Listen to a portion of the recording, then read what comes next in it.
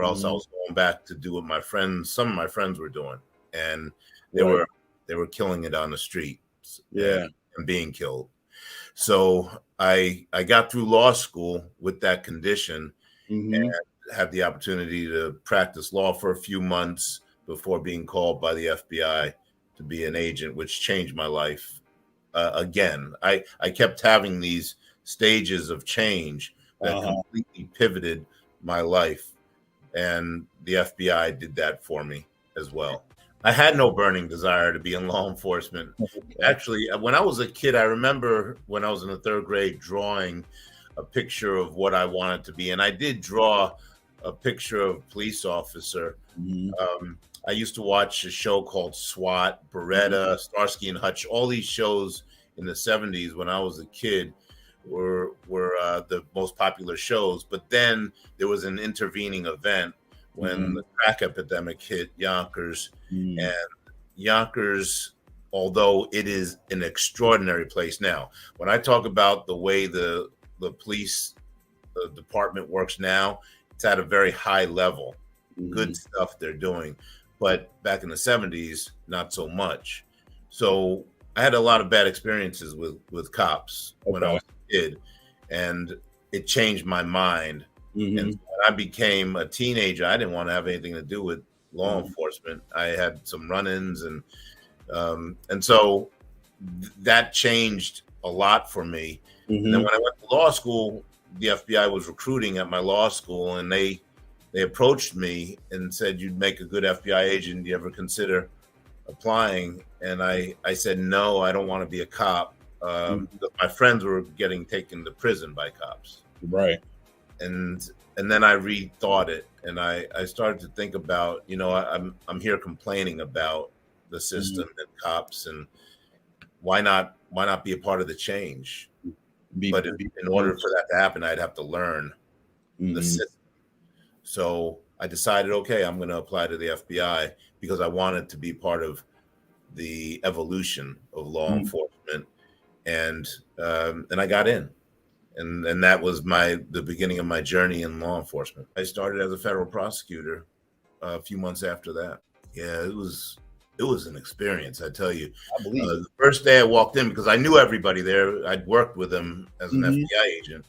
So John Durham was the deputy. He was a number 2. And John Durham's very well known because he's done a lot of the special counsel work for 4 different presidents. And so he called, I walked into his office. I said, "So I'm here. I don't know what I'm going to do, but I'm here." And he reached behind him to his shelf and he handed me 2 files. And he said, "Well, I believe it's in 2 weeks, you're going to trial with one of these cases. And then, another one's going to be coming up."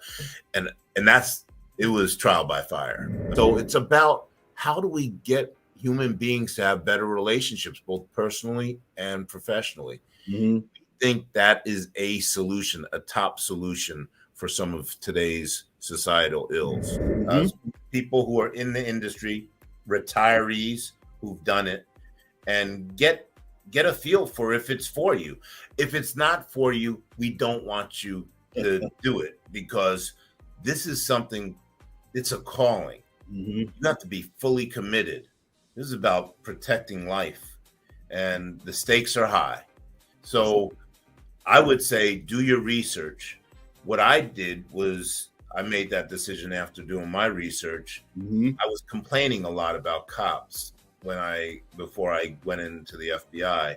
And so I did some research. I spoke to a lot of people, and I came to the conclusion that we need to be a part of the change. We need great people to be a part of this change. Like what you're doing, you're not just doing what you're being paid to do on the streets. This is something that you're doing to protect life. You've created a podcast. You've created a platform to inform society about these very pressing issues. And it's because you're committed to it.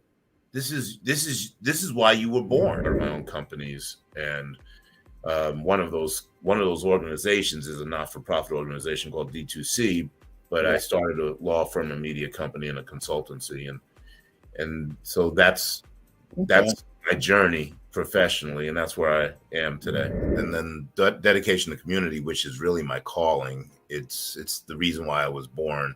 Okay. We call it D2C.